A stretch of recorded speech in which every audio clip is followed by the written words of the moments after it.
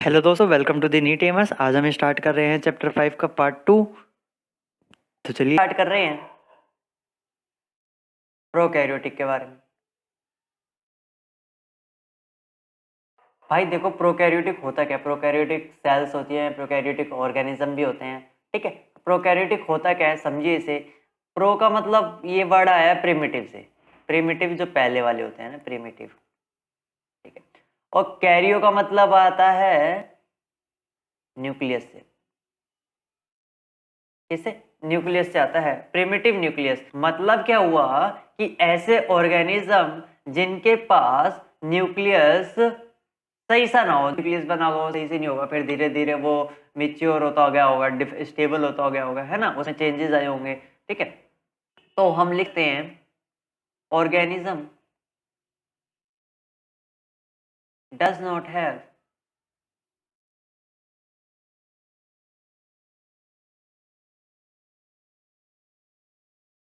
Nuclear membrane. ठीक है, okay. और इसमें क्या होगा, अब न्यूक्लियर मेम्ब्रेन तो होगी नहीं, तो जो हमारा जेनेटिक मटेरियल होगा प्रोकैरियोटिक ऑर्गेनिज्म में, मान लीजिए ये प्रोकैरियोटिक सेल है। ठीक है, इसमें जो जेनेटिक मटेरियल होगा वो ऐसे ही कहीं पड़ा हुआ होगा। ठीक है, ये क्या है? Genetic material. ठीक है, और ये मान लीजिए इस रीजन में पड़ा हुआ है। इस रीजन को क्या बोल देंगे? न्यूक्लियोइड बोल देंगे। क्या बोल देंगे? न्यूक्लियोइड। न्यूक्लियस नहीं है भाई, न्यूक्लियोइड। ठीक है, न्यूक्लियोइड बोल देंगे। तो लिख लो। ठीक है, ये हो गया प्रोकैरियोटिक के बारे में कि जिनके पास वेल डिफाइंड न्यूक्लियस तो होता नहीं। वेल डिफाइंड न्यूक्लियस नहीं होगा तो भाई जेनेटिक मटेरियल तो न्यूक्लियस के अंदर होता है। जेनेटिक मटेरियल कहाँ पड़ा हुआ? सेल के अंदर पड़ा हुआ, एक ऐसे रीजन में जिस रीजन को क्या बोल देंगे? न्यूक्लियोइड बोल देंगे। भाई यहाँ पर वेल डिफाइंड न्यूक्लियस ही नहीं, बल्कि बाकी जो ऑर्गेनल्स होते हैं वो भी वेल डिफाइंड नहीं होते हैं, है ना, सही से काम नहीं कर रहे होते हैं। तो लिख लो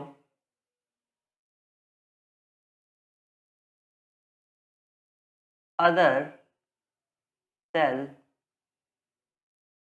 organelles are also performed poorly organized part of the cytoplasm. ठीक है, ये सारे ऑर्गेनल कहाँ पड़े होते हैं? साइटोप्लाज्म के अंदर पड़े होते हैं। और ये भी कैसे होंगे? पुअरली परफॉर्म्ड होंगे। ठीक है वे सही से काम नहीं करेंगे। एग्जाम्पल के लिए देखो, मान लो जो एक प्रोसेस है फोटोसिंथेसिस। फोटोसिंथेसिस क्या होता है? लाइट की हेल्प से प्लांट खुद अपना खाना बनाते हैं। ठीक है, फोटो फोटोसिंथेसिस दो ऑर्गेनिज्म ले लो, एक प्रोकैरियोटिक ले लो, एक यूकैरियोटिक ले लो। ठीक है, तो एक हमारे पास है प्रोकैरियोटिक और एक यूकैरियोटिक ऑर्गेनिज्म है। ठीक है, प्रोकैरियोटिक जो ऑर्गेनिज्म होते हैं इनमें कौन कौन आता है? बैक्टीरिया आता है। बैक्टीरिया के पास क्या होता है? मेम्ब्रेनस वेसिकल्स होते हैं। मेम्ब्रेनस वेसिकल का मतलब क्या हुआ? ये हमारे पास एक बैक्टीरिया की प्लाज्मा मेम्ब्रेन है। ये प्लाज्मा मेम्ब्रेन अंदर की तरफ जाएगी और ऐसे करके ऐसे फोल्ड हो जाएगी, है ना, ऐसे करके ऐसे अंदर की तरफ फोल्ड हो जाएगी। और ये अंदर की तरफ जब फोल्ड वेसिकल्स बना लेगी, है ना। ओके, ठीक है, और ये वेसिकल्स क्या करेंगी? Perform photosynthesis. ठीक है, और यहीं अगर मैं यूकैरियोटिक की बात करूं तो यूकैरियोटिक में कितना आते हैं? हम सारे आ गए, है ना, प्लांट आ गया, एनिमल आ गया। एनिमल तो फोटोसिंथेसिस नहीं करते हैं बट प्लांट तो करते हैं। ठीक है, तो प्लांट के पास क्या होता है? हैव क्या होता है भाई? क्लोरोप्लास्ट होता है ना। अरे हाँ, है ना। हाँ, तो क्लोरोप्लास्ट होता है। क्लोरोप्लास्ट के अंदर क्या होता है? फोटोसिंथेसिस होता है। क्लो एक सेल ऑर्गेनल है, अपने आप में एक ऑर्गेनल है क्लोरोप्लास्ट। ठीक है, यहाँ पर प्लाज्मा मेम्ब्रेन से वेसिकल बन रहे थे प्रोकैरियोटिक के अंदर, बट यूकैरियोटिक के अंदर अपना खुद का एक सेल ऑर्गेनल है। ठीक है, क्या ये सेल ऑर्गेनल परफॉर्म क्या परफॉर्म कर रहा है? फोटोसिंथेसिस कर रहा है। ठीक है, तो ये एक बेटर परफॉर्म करेगा यूकैरियोटिक के अंदर, क्योंकि ये अपना एक पर्सनल ऑर्गेनेल है, और ये तो भाई एक तरीके से जुगाड़ ही है, कह सकते हो आप। तो ये इतना सही से परफॉर्म नहीं करता है ना। तो ये फोटोसिंथेसिस का हमने एग्जांपल देखा था प्रोकैरियोटिक और यूकैरियोटिक के अंदर। नेक्स्ट हम बात कर रहे हैं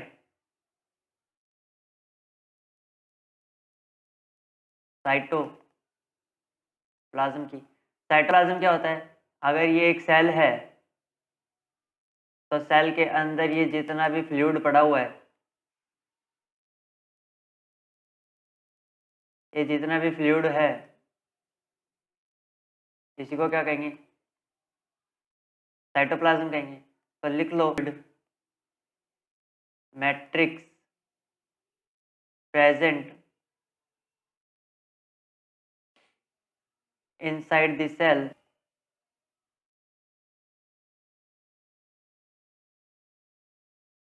in which cell organelle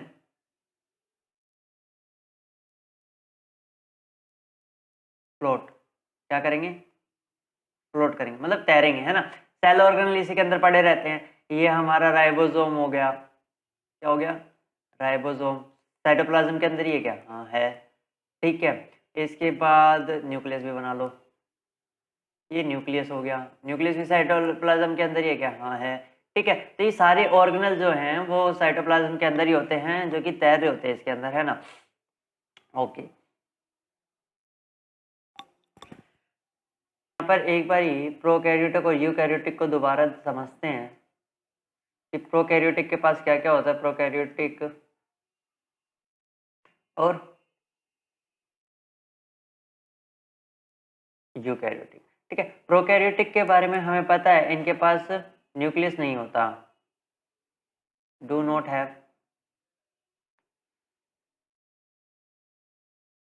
defined nucleus.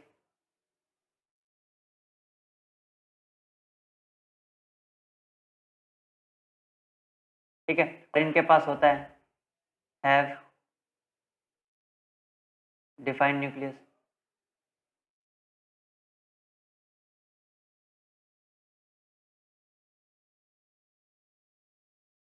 Defined nucleus का मतलब होता है न्यूक्लियर मेम्ब्रेन प्रेजेंट है ना।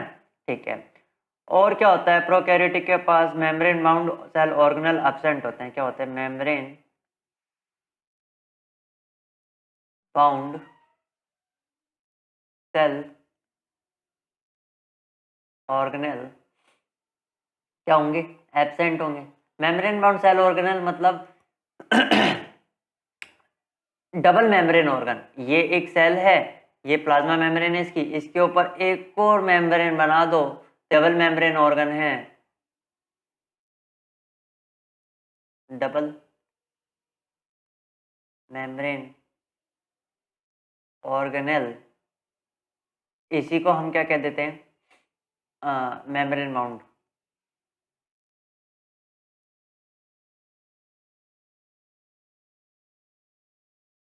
Cell organelle. ठीक है, ओके। तो इनके पास क्या होगा? प्रेजेंट होंगे। यूकैरियोटिक एडवांस होते हैं ना, तो यूकैरियोटिक के पास प्रेजेंट होंगे मेम्ब्रेन बाउंड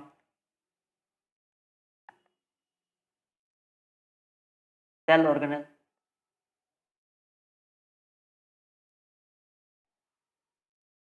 क्या होते हैं? प्रेजेंट होते हैं।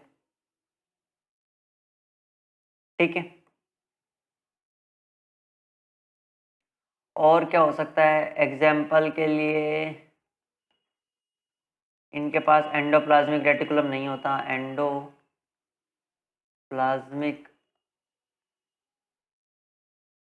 रेटिकुलम नहीं होता। ठीक है, और माइटोकॉन्ड्रिया भी नहीं होता।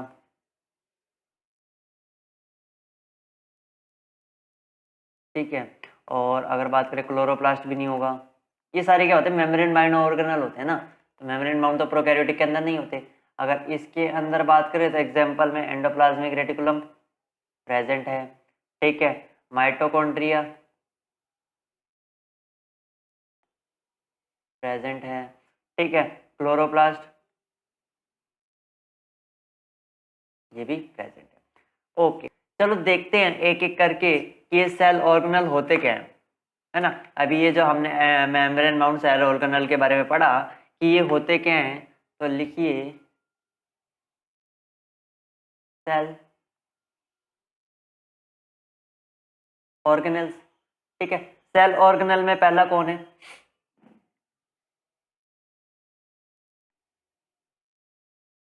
Endoplasmic reticulum.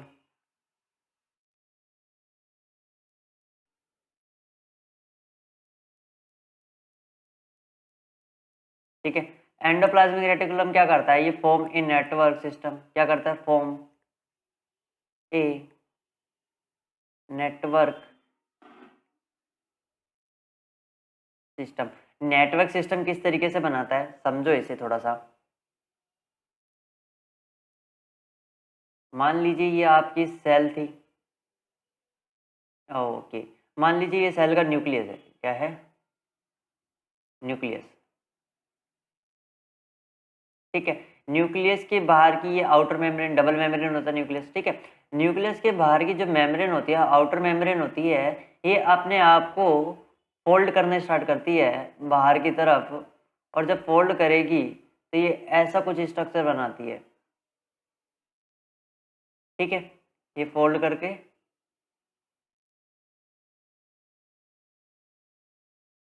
ऐसा स्ट्रक्चर बनाती है।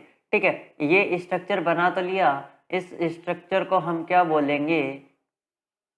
Endoplasmic reticulum. क्या ये नेटवर्क जैसा दिख रहा है? हाँ, नेटवर्क जैसा दिख रहा है। ठीक है, तो ये क्या हो गया हमारा? एंडोप्लाज्मिक रेटिकुलम हो गया। एंडोप्लाज्मिक रेटिकुलम हमारे दो होते हैं, रफ एंडोप्लाज्मिक रेटिकुलम, RER। क्या होता है ये? रफ एंडोप्लाज्मिक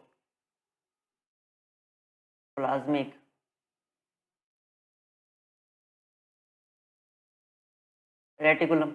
ठीक है, और एक होता है smooth endoplasmic reticulum.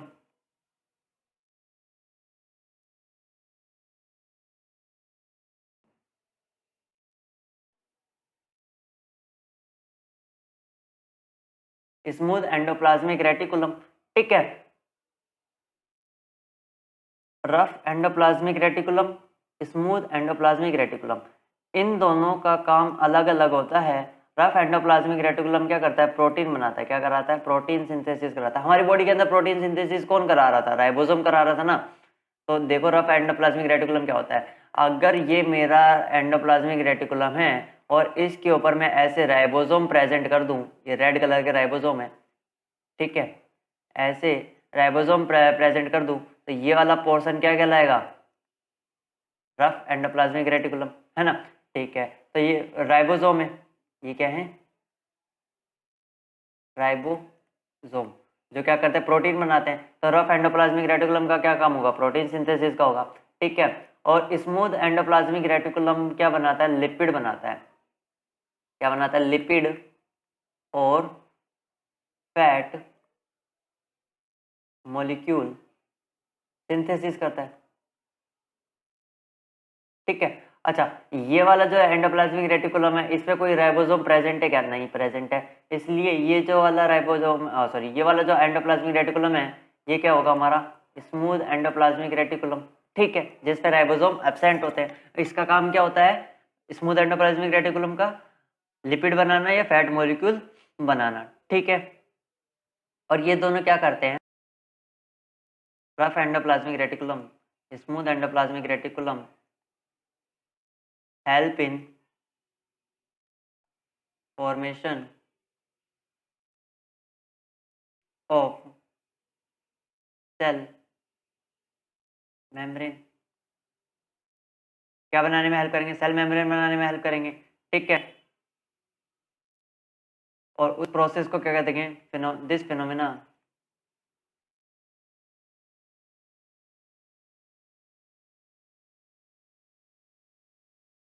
Called membrane biogenesis.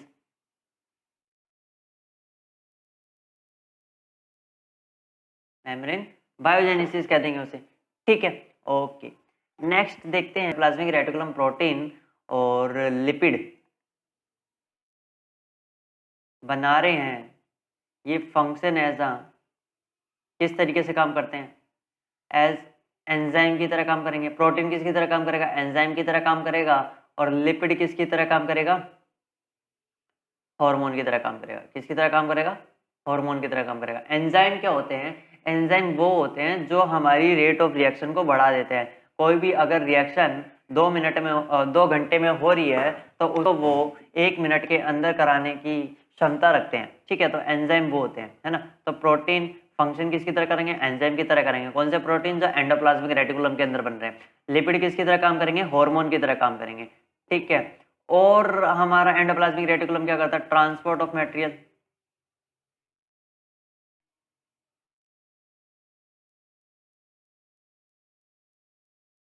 Material material में कौन आ गया, प्रोटीन आ गया। प्रोटीन ही तो बना रहे थे, उसी को ट्रांसफर करेंगे बिटवीन किस किस के बीच में, बिटवीन द साइटोप्लाज्म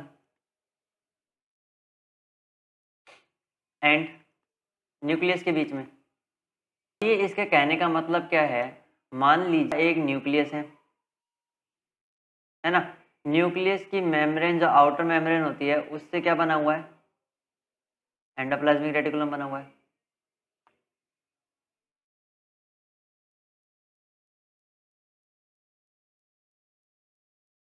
ठीक है, एंडोप्लाज्मिक रेटिकुलम बना हुआ है। एंडोप्लाज्मिक रेटिकुलम न्यूक्लियस के ये है तो अपनी एक सेल ही, ठीक है, पूरी एक ये सेल ही है ना। ये एक सेल है, तो ये अपना यहाँ पर क्या बना रहा होगा, क्रोमोसोम होंगे न्यूक्लियस के अंदर। न्यूक्लियस के अंदर जो क्रोमोसोम होंगे वो प्रोटीन बना रहे होंगे। प्रोटीन एंडोप्लाज्मिक रेटिकुलम से पैक होता हुआ, ठीक है, पैक होकर ट्रांसफर होता हुआ कहाँ आएगा, सेल के बाहर आएगा, ओ सॉरी, सेल के साइटोप्लाज्म में आएगा। ये क्या है,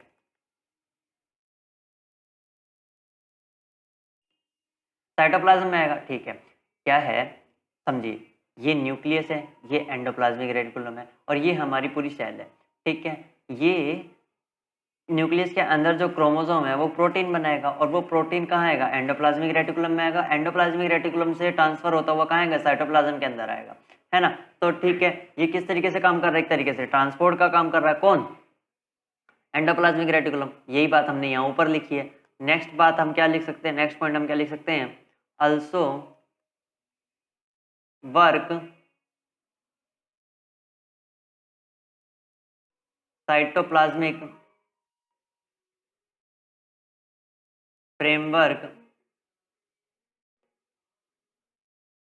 a surface for biochemical activities, ठीक है। नेक्स्ट पॉइंट हम क्या लिख सकते हैं, SER smooth endoplasmic reticulum play crucial crucial role in detoxifying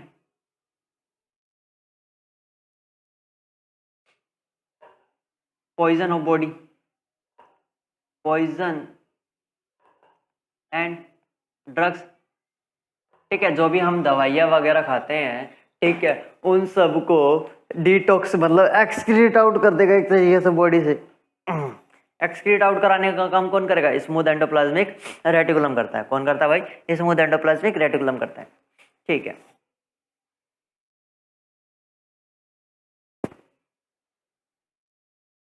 next हम बात कर रहे हैं, एंडोप्लाज्मिक रेटिकुलम जैसे दिखता है, गोल्जाई अपैरेटस, ठीक है। गोल्जी अपैरेटस क्या होता है भाई, ये क्या होता है, consist of system of membrane bound vesicles और ये वेसिकल्स कैसी होती हैं? फ्लैटेंड होती हैं। कैसी होती हैं? फ्लैटेंड सेक्स होती हैं, फ्लैटेंड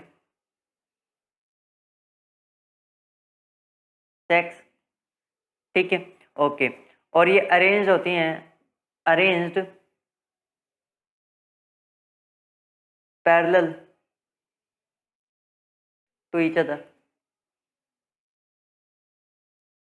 मतलब क्या हुआ इस बात का, समझिए इसे थोड़ा सा। अगर ये हमारा न्यूक्लियस था, ये न्यूक्लियस की आउटर मेम्ब्रेन, जिससे क्या बनता था? Endoplasmic reticulum.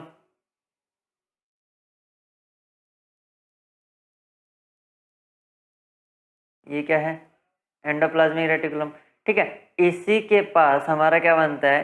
गोल्जाई बॉडी बनता है, इसी के पास होता है गोल्जाई बॉडी। ये भी कुछ ऐसा ही दिखता है, ये डिस्क शेप है, फ्लैटेंड सैक जो लिखा हुआ था ऊपर वैसी शेप है, ठीक है। और ये पैरेलल है एक दूसरे के,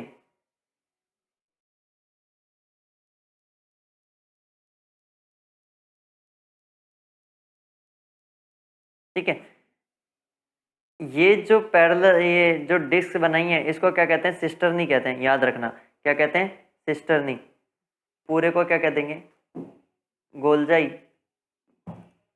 अपैरेटस। ये एंडोप्लाज्मिक रेटिकुलम के ठीक कांटेक्ट में होता है। ये कांटेक्ट में इसलिए होता है ताकि जो प्रोटीन आ रहा था कहाँ से? न्यूक्लियस से। न्यूक्लियस से जो प्रोटीन आ रहा था वो कहाँ आ जाए? इसके अंदर आ जाए, गोल्जी अपैरेटस के अंदर। और गोल्जी अपैरेटस उसको क्या करेगा? पैक करेगा। क्या करेगा? पैक करेगा, ठीक है। तो ये क्या था हमारे पास? प्रोटीन था, प्रोटीन, ठीक है। और गोल्जी अपैरेटस में आके प्रोटीन पैक्ड इन गोल्जाई अपैरेटस, ठीक है। इसी बात को लिख लेते हैं थोड़ा सा। तो लिखो क्या होता है? गोल्जी अपैरेटस होता है क्या? कॉम्प्लेक्स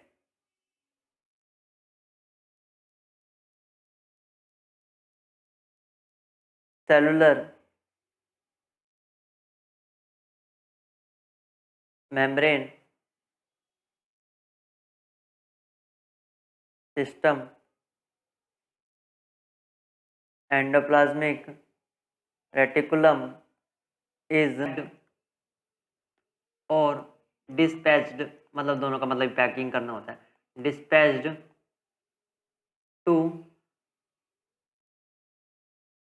वेरियस टारगेट इनसाइड और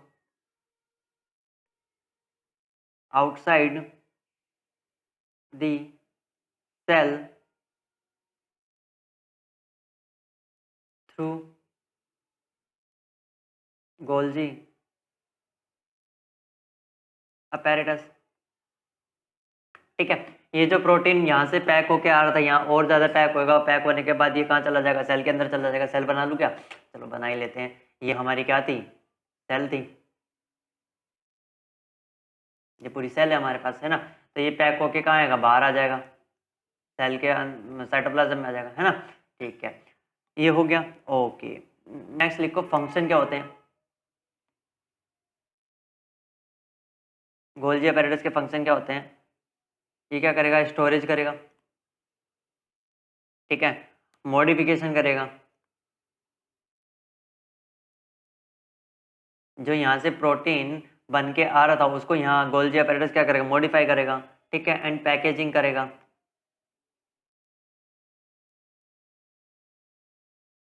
पैकेजिंग, ठीक है, of product in vesicle.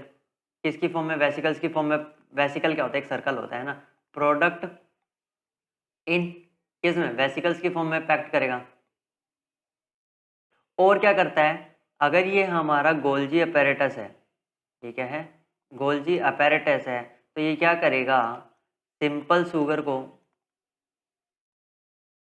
Simple sugar convert करता है किसके अंदर, कॉम्प्लेक्स शुगर के अंदर। ठीक है, गोल्जी अपैरेटस का काम क्या है, सिंपल शुगर को किस में कन्वर्ट कर देगा, कॉम्प्लेक्स शुगर में कंप्लीट कर देगा। और क्या काम होता है इसका, ये काम करता है involve in the formation of lysosome. Lysosome बनाने में भी ये, लाइसोसोम में भी ये काम करता है। ठीक है, ओके। नेक्स्ट हम बात कर रहे हैं लाइसोसोम की। लाइसोसोम होता क्या है, यहाँ पर ये लाइसोसोम एक वर्ड यूज करा हमने, बात करते हैं लाइसोसोम होता क्या है। ये भी एक ऑर्गेनल में ही आता है लाइसोसोम। ठीक है, लाइसोसोम कुछ नहीं होता, लाइसोसोम एक वेसिकल बॉल होती है जिसके अंदर एंजाइम प्रेजेंट होते हैं। लाइसोसोम क्या होती है भाई, एक वेसिकल बॉल होती है जिसके अंदर एंजाइम प्रेजेंट होते हैं, और वो एंजाइम क्या करते हैं, चीज़ों को डाइजेस्ट करने में हेल्प करते हैं। तो अगर मैं बात करूँ, बस एक वेसिकल बॉल है, लाइसोसोम ही है, और इसके अंदर क्या है,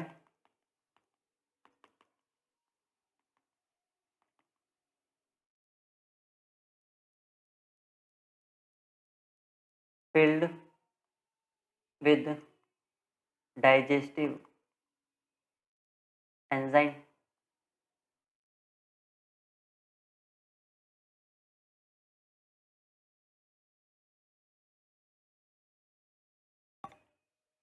एंजाइम।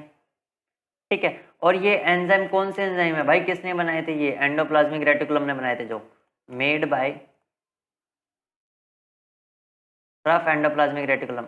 रफ एंडोप्लाज्मिक रेटिकुलम था ना, जो प्रोटीन बना रहा था, और वो प्रोटीन किसकी तरह काम कर रहे थे, एंजाइम की तरह काम कर रहे थे। ये वही वाला एंजाइम है ना। ठीक है, तो ये क्या है, मेम्ब्रेन बाउंड सैक है, kind of waste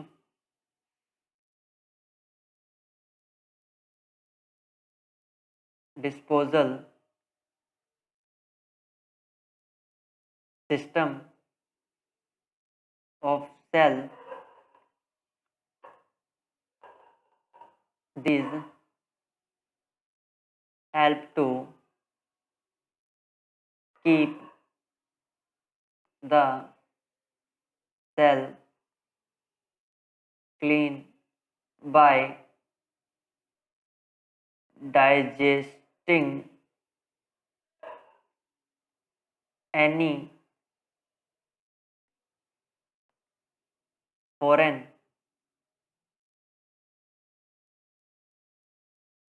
material as well as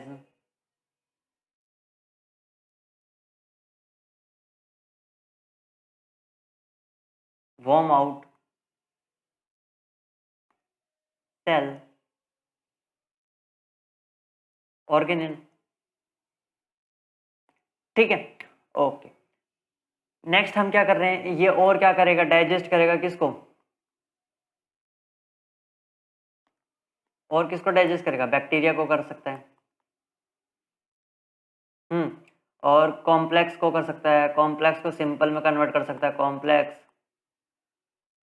substance किस में कन्वर्ट कर देगा, सिंपल सब्सटेंस में कन्वर्ट कर देगा। भाई डाइजेशन का मतलब क्या होता है, यही तो होता है कॉम्प्लेक्स को सिंपल में कन्वर्ट करना। ठीक है, ओके। नेक्स्ट ये और क्या करता है, ये सुसाइडल बैग की तरह भी एक्ट करता है, किसकी तरह एक्ट करता है, सुसाइडल। ये क्वेश्चन भी बनता है आपका, सुसाइडल बैग। ये सुसाइडल बैग क्या होते हैं। ठीक है, सुसाइडल बैग क्या हुआ, जब सेल्स अपना सही से काम नहीं करेगी। ठीक है, सेल जब सही से काम नहीं करेगी या सेल खराब हो जाएगी, तो ये एंजाइम क्या करेंगे, खुद उस सेल को ही डाइजेस्ट कर जाएंगे, उस सेल को ही खा जाएंगे। तो एक तरीके से सेल की आत्महत्या कर दी है ना, सेल का ही ऑर्गेनल था, सेल को ही मार दिया, तो खुद की आत्महत्या कर ली ना। तो लिख लो, when cell gets damaged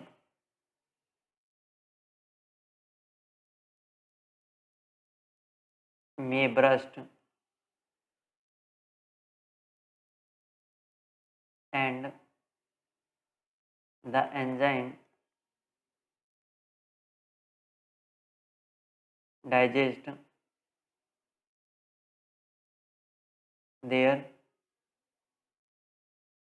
own cell, therefore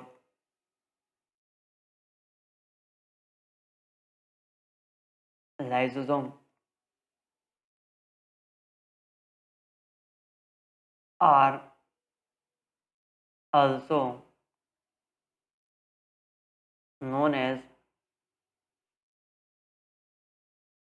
suicidal bags। ठीक है, क्या जब सेल्स डैमेज हो जाती है या फिर ब्रस्ट हो जाती है तो जो एंजाइम है किसके अंदर, लाइसोसोम के अंदर, वो उसी सेल को डाइजेस्ट करने में हेल्प करते हैं, इसलिए उनको क्या कहता है, सुसाइडल बैग कहा जाता है। ठीक है, क्वेश्चन बनता है ये, समझ याद रखना। सेल ऑर्गेनल की तरफ बढ़ रहे हैं। माइटोकॉन्ड्रिया एक इम्पोर्टेंट, वेरी इंपॉर्टेंट है, इम्पोर्टेंट नहीं, ठीक है, बहुत इंपॉर्टेंट सेल ऑर्गेनल है। होता कैसा है ये, ऐसा कुछ दिखता है माइटोकॉन्ड्रिया। माइटोकॉन्ड्रिया देखिए, अगर हम इसमें बात करें तो इसकी क्या है, outer membrane,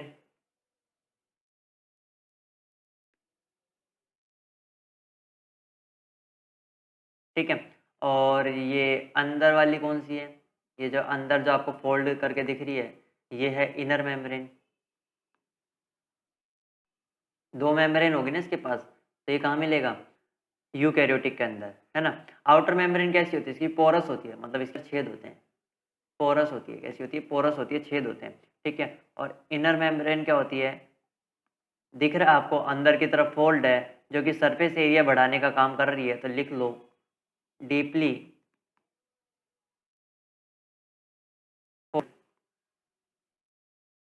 help in help in increasing surface area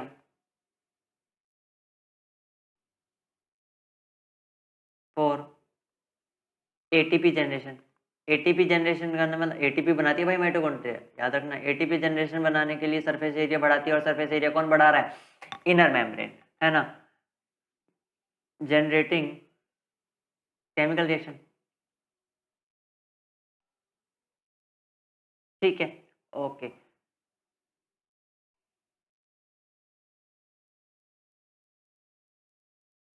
और जो कि एटीपी जो बनती है हमारी, वो किस लिए यूज होती है, एटीपी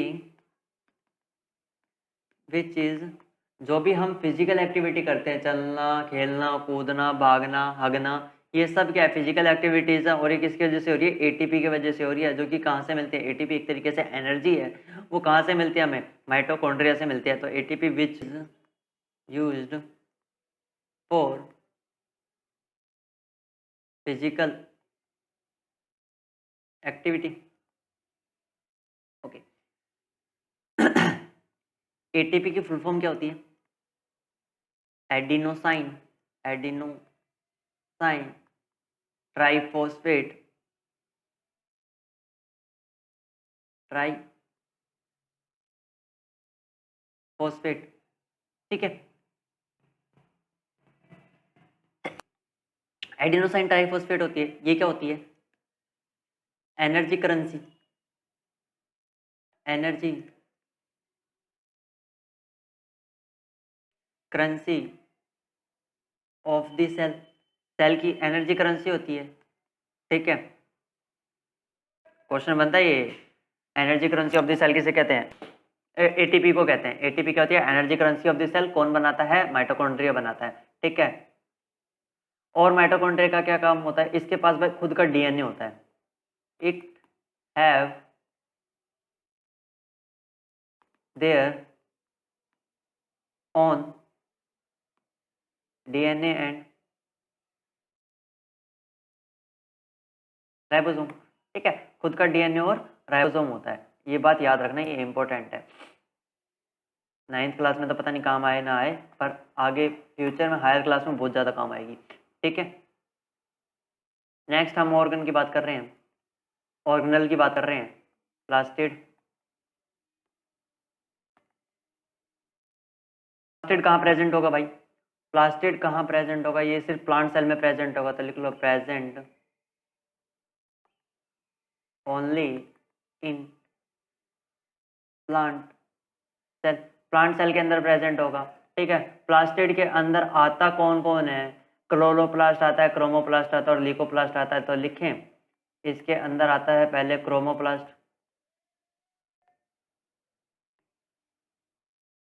क्रोमोप्लास्ट, क्रोमोप्लास्ट, क्रोमो का मतलब होता है कलर्ड, क्रोमो का मतलब क्या होता है? कलर्ड, कलर्ड, कलर्ड, ठीक है।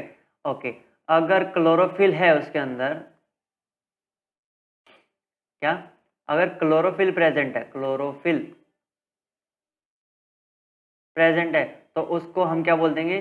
क्रोमोप्लास्ट की जगह क्लोरोप्लास्ट बोल देंगे। क्या बोल देंगे? क्लोरोप्लास्ट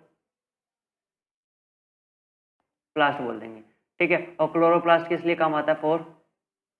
फोटोसिंथेसिस में काम आता है, फोटोसिंथेसिस, ठीक है, फोटोसिंथेसिस में काम आता है। ओके, इसके बाद एक और होता है हमारे पास,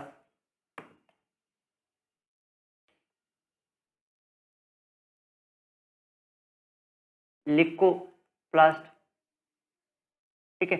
लिकोप्लास्ट कैसा होता है? लिको का मतलब होता है कलरलेस, कलरलेस होगा तो चीजें वाइट होंगी, ठीक है, वाइट और कलरलेस लिख लो,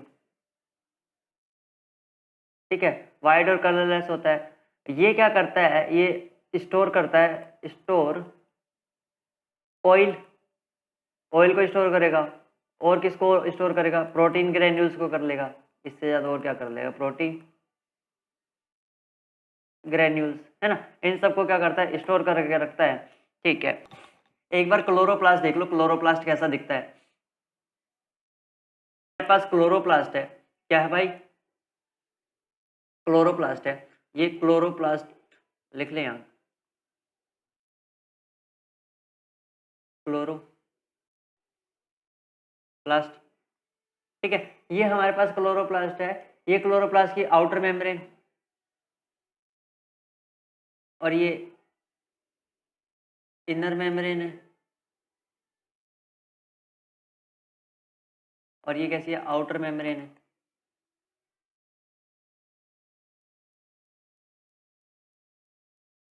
इनर मेम्ब्रेन और आउटर मेम्ब्रेन है, ठीक है। इसके अंदर आपको ये जो दिख रहा है ना, ये क्या है? थाइलाकोइड होता है, अभी याद रखने की जरूरत नहीं है आपको, ठीक है। आप सिर्फ ये याद रखें, ये जो खाली स्पेस है ना, इसको कहेंगे स्ट्रोमा। स्ट्रोमा एक वर्ड यूज हुआ आपकी बुक में, तो स्ट्रोमा याद रखो, ठीक है। ओके, इसके पास भी खुद का डीएनए और आरएनए होता है, ओ सॉरी, डीएनए और राइबोसोम होते हैं। तो लिख लो, it have on DNA and ribosome. ये भी बात इंपॉर्टेंट है, 9th क्लास के लिए तो नहीं, पर हायर क्लास में जरूर आएगी, ठीक है। ओके, नेक्स्ट हम बात कर रहे हैं वैक्यूल की।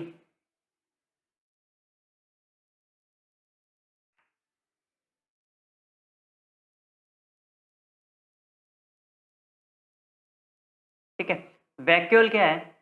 कुछ नहीं है, एक खाली जगह है, मान लीजिए ये एक सेल है, ठीक है, और सेल के अंदर ये एक खाली जगह है, ठीक है। तो ये बोल दो, खाली जगह किस लिए काम आती है? स्टोरेज करने ही काम आएगी, तो कुछ तो काम करेगी, स्टोरेज सैक लिख लो, ठीक है। ओके, एनिमल्स के अंदर कैसी होती है? स्मॉल साइज होती है, प्लांट के अंदर बड़ी साइज की होती है। एनिमल में स्मॉल साइज, प्लांट में लार्ज साइज, वैक्यूल का होता है क्या? वैक्यूल, जो प्लांट सेल वैक्यूल होता है, प्लांट सेल वैक्यूल, ये क्या होता है? फुल ऑफ, भरा हुआ होता है, full of cell sap. Cell sap का मतलब खाने, सेल का जो स्टोरेज खाना होगा उससे वगैरह, फ्लूइड वगैरह होगा, उससे भरा होगा। सेल सेप एंड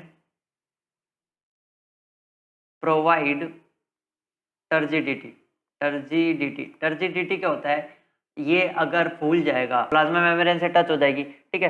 फूल जाने से जो टर्जिडिटी आएगी, जो प्रेशर लगेगा, टर्गर प्रेशर लगेगा, उसी को ये क्या कह रहे हैं, टर्जिडिटी कह रहे हैं। एंड रिजिडिटी, रिजिडिटी मतलब कठोर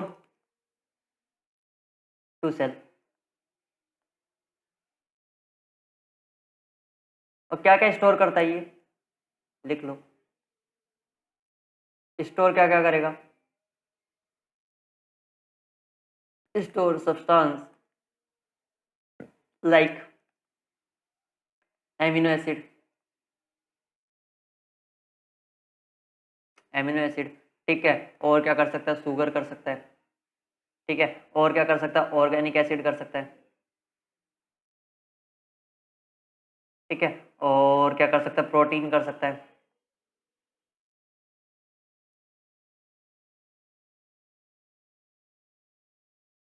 ओके, यहाँ तक तो हमारे सेल ऑर्गेनल थे। अब हम बात कर रहे हैं, देखिए जैसे हमें कोई चोट वगैरह लग जाए, कभी हमें चोट वगैरह लग जाए, हमारा कोई एक्सीडेंट हो जाए, तो वहाँ घाव हो जाता है, ठीक है। घाव हो जाता है मतलब वहाँ की सेल्स डैमेज हो गई हैं, वहाँ की सेल्स को रिपेयर करना पड़ेगा, ठीक है। सेल्स रिपेयर कैसे होंगी कि उसी की जगह पे नई सेल्स आएंगी। और नई सेल्स कैसे बनती हैं, डिवीजन से बनती हैं। तो सेल डिवीजन यहाँ पर दो प्रकार का होता है, ठीक है। सेल डिवीजन की बात कर रहे हैं, ये क्यों होता है हमें ज़रूरी, रिक्वायर्ड और किस लिए होता है ये, रिपेयरिंग ऑफ सेल के लिए, ठीक है। ग्रोथ ऑफ सेल के लिए, भाई सेल डिवाइड होंगी तभी तो हमारी ग्रोथ होएगी, ठीक है। और क्या कह सकते हैं, रिप्लेस में जो पुरानी हो गई उनको हटा के नई आएंगी, रिप्लेस ओल्डर, ठीक है। और एक तो ये हो गई, दूसरा फंक्शन और क्या होगा, गैमेट रिक्वायर्ड फॉर रिप्रोडक्शन। जो गैमेट सेल्स होती है, गैमेट सेल रिक्वायर्ड फॉर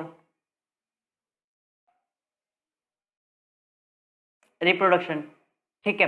तो सेल डिवीजन की बात कर रहे हैं, सेल डिवीजन होता क्या है, process by which cell divide called cell division. ऐसी प्रोसेस जिससे सेल डिवाइड होती हैं उसको हम सेल डिवीजन कह देंगे। सेल डिवीजन हमारा फर्दर टू पार्ट में डिवाइड होता है,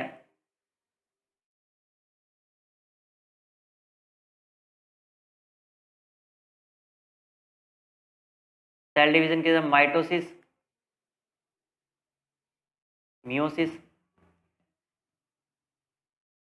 ठीक है। माइटोसिस किसके लिए होगा, फॉर ग्रोथ के लिए होगा, फॉर ग्रोथ होगी, रिप्लेसमेंट होगी, ओल्डर सेल को ये करेगा वो करेगा, ठीक है। दिस मेनली किसके लिए होता है, फॉर रिप्रोडक्टिव सेल के लिए होता है, सेल, ठीक है। रिप्रोडक्टिव सेल के लिए होता है। समझते हैं माइटोसिस और म्यूसिस को क्या होता है। पहले हम माइटोसिस की बात कर रहे हैं, माइटोसिस, ठीक है। माइटोसिस में देखिए ये हमारे पास मदर सेल है, मदर सेल मतलब जो पहले की सेल थी, है ना, क्या ये मदर सेल है, जिसका जो 2n है, 2n क्या होता है, हमारे नंबर ऑफ क्रोमोसोम होते हैं, पेरे ऑफ क्रोमोसोम होते हैं ना। जैसे हमारे अंदर कितने हैं, 46 क्रोमोसोम है। 46 कहाँ से आए हैं, 23 पेरेंट फादर से, 23 मदर से। 23 कहाँ से आए हैं, फादर से, और 23 कहाँ से आए हैं, मदर से, ठीक है। तो ये पेयर ऑफ क्रोमोसोम है, ठीक है। अगर मैं एक 23 को n बोलता हूँ और दूसरे 23 को n बोलता हूँ तो ये तो 2n हो गया ना, है ना, ये तो 2n हो गया, ठीक है। तो वही चीज मैंने इस फॉर्म में लिख दी, 2n के फॉर्म में लिख दी। और जब ये माइटोसिस करेगा तो दो सेल बनेंगी इससे, कितनी सेल बनेंगी, दो सेल बनेंगी, और वो दोनों सेल कैसी होंगी, 2n ही होंगी, ठीक है। ये मेनली कहाँ देखा जाता है, फॉर ग्रोथ वगैरह में देखा जाता है ये। जब हमारी ग्रोथ हो रही होती है तो हमारी नॉर्मल सेल्स जो होती है, somatic cells, for growth in which somatic cell, normal cell, ठीक है, somatic cell divide by mitosis. ठीक है, ओके।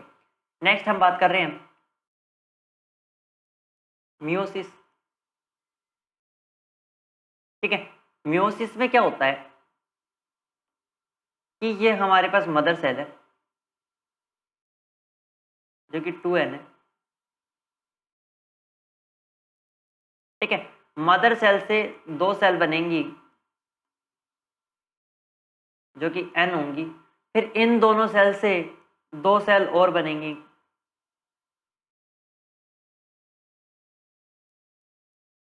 जो वो भी क्या होंगी, n n n n होंगी।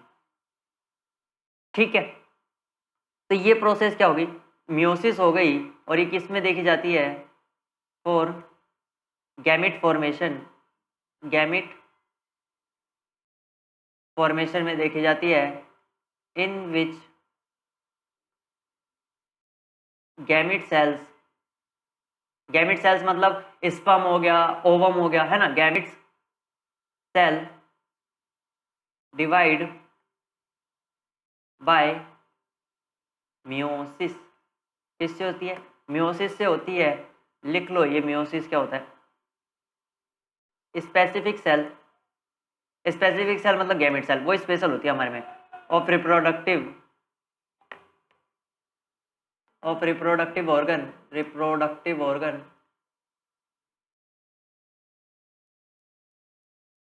और टिश्यू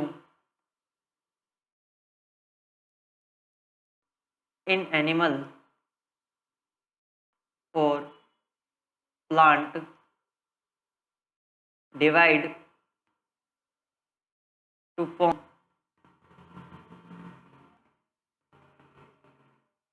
गैमेट। ठीक है, ये हमारा मियोसिस था।